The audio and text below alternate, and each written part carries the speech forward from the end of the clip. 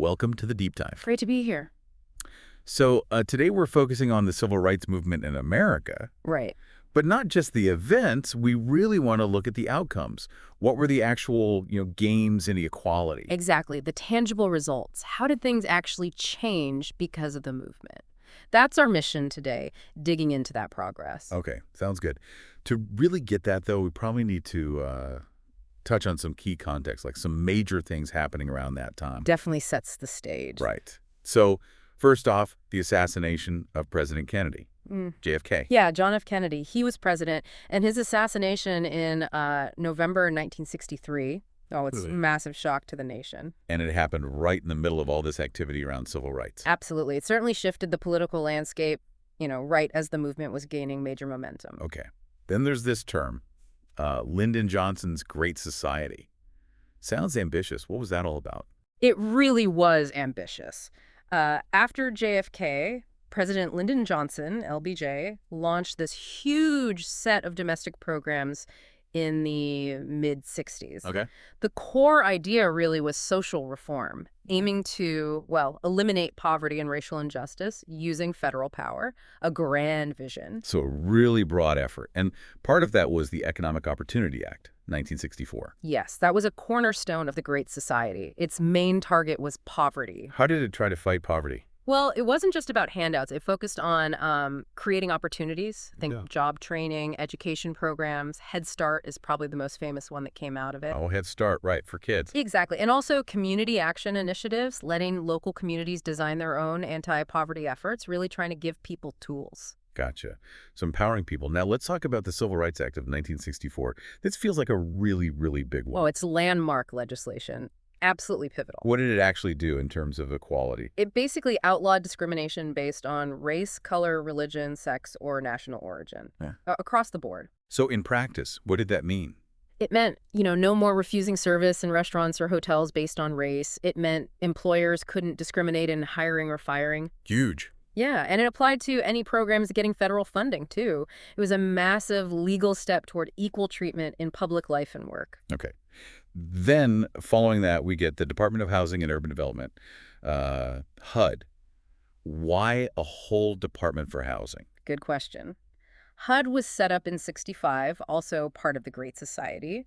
It really recognized that where you live, your housing is fundamental. And that there were big inequalities there, too. Exactly. Segregation, poor conditions. HUD's job was to create policies for better housing in communities and specifically push for, fair housing opportunities for everyone. Making sure people had a fair shot at a decent place to live. Makes sense. Let's pivot slightly to voting rights. The 24th Amendment comes up. Right, ratified in 1964. What did that change for voters? It banned the poll tax in federal elections. Okay, the poll tax. Can you just quickly explain what that was? Sure. It was literally a fee you had to pay in order to vote. Just a fee. Well, it sounds simple, but it was a tool, especially in the South, used to stop poor people from voting. And that often meant black people. Disproportionately, yes. Given the economic situation after slavery and Jim Crow, that fee was a real barrier. So the 24th Amendment knocked down that specific financial hurdle for federal elections. So it removed one specific way people were blocked from voting. But there were other ways, Oh, right? definitely. Which leads us directly to the Voting Rights Act of 1965. Okay, how did that build on the amendment? The Voting Rights Act was, incredibly powerful.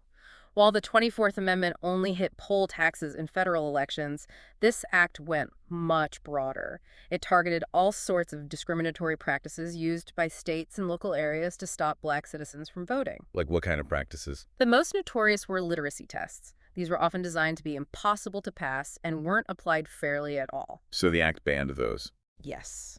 It outlawed literacy tests and other discriminatory requirements. Crucially, it also allowed for federal examiners to actually register voters in certain areas. So federal oversight. Exactly. And it included something called pre-clearance. Certain areas with a history of discrimination had to get approval from the federal government before changing any voting laws. Wow. So it tried to stop future discrimination, too. Precisely. It was designed to break the back of voter disenfranchisement in the South, a real game changer for political participation. Okay, that's huge. Yeah. Then, a few years later, 1968, another Civil Rights Act. Yeah. This one's often called the Fair Housing Act. That's right, the Civil Rights Act of 1968, or the Fair Housing Act. It came shortly after Dr. Martin Luther King Jr. was assassinated. A very turbulent time. Indeed. And this act specifically tackled discrimination in housing, selling houses, renting apartments, getting mortgages. So it extended the non-discrimination principle from the '64 Act into where people live. Exactly. It made it illegal to discriminate based on race, religion, national origin. Later amendments added sex, families with children, and disability. It addressed that deep-seated issue of housing segregation. Got it. We also mentioned the Elementary and Secondary Education Act. Huh. Back in '65. How does education fit into this equality picture? Well, it was another key piece of the Great Society puzzle. This act channeled federal money into schools, both public and private. With a specific goal. Yes, the focus was really on helping schools with large numbers of students from low-income families, trying to improve education for disadvantaged kids. So addressing inequality at the school level. Right. The idea was that better education could help break cycles of poverty and provide more equal opportunities down the line, leveling the playing field, educationally speaking. Okay. And one last term here. Affirmative action. How does that concept relate to the gains of the movement? Affirmative action is a bit different. It's not one single law, but rather a set of policies and practices. The goal is to proactively address the effects of past and present discrimination. So instead of just saying don't discriminate, it involves taking steps to increase representation for groups that have been historically shut out. Particularly in jobs and education. Yes, primarily in employment and higher education admissions, trying to ensure that qualified people from underrepresented groups, especially racial minorities and women, get a fair shot at opportunities they might otherwise be denied due to systemic biases. Okay, so it's about actively promoting opportunity to counter historic disadvantages. That's the core idea behind it, yes. All right.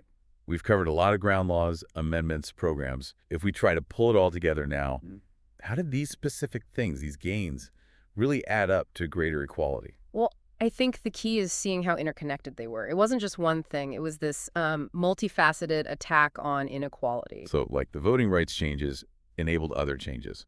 Absolutely. The Voting Rights Act was fundamental.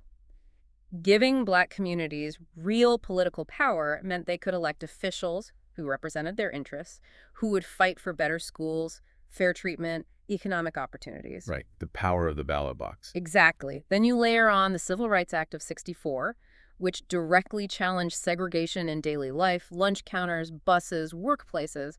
That changed everyday reality for millions.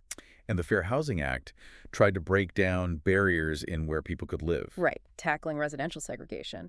And then the Great Society programs tried to address the economic roots of inequality. Like the Education Funding and the Economic Opportunity Act. Precisely. They recognized that legal rights alone weren't enough if people didn't have the economic means or the education to truly benefit.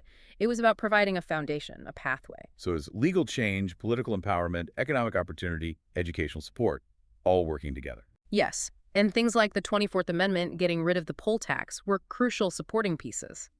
Each element reinforced the others. It was a comprehensive push against long-standing systems of discrimination. When you look back at it like that, it really underscores the scale of the change during that period. It really does. The Civil Rights Movement fundamentally altered the legal and social landscape of the United States. So, summarizing the impact, Mm-hmm. what's the main takeaway about the lasting significance? I'd say the movement dismantled the legal basis for segregation and overt discrimination. It established principles of equality under law that are still vital today. And beyond the laws. Well, it also forced a national conversation. It changed attitudes, even if slowly and incompletely. It raised awareness about injustice in a way that couldn't be ignored. It really laid the foundation for future progress, even though, obviously, the work wasn't finished. No, clearly the struggle for full equality continues. But understanding these specific gains, the legislation, the programs, helps show what was achieved. Definitely. It shows the real-world impact of that struggle. So, reflecting on all these significant steps forward that we've discussed, it does make you think, doesn't it? About what's next, or what's left. Yeah. Considering those hard-won gains from the civil rights movement, what do you think are the biggest hurdles, the most significant barriers that still stand in the way of achieving, true and full equality in society today? That's the crucial question, isn't it? Building on this history, what challenges remain? Something important for everyone to consider.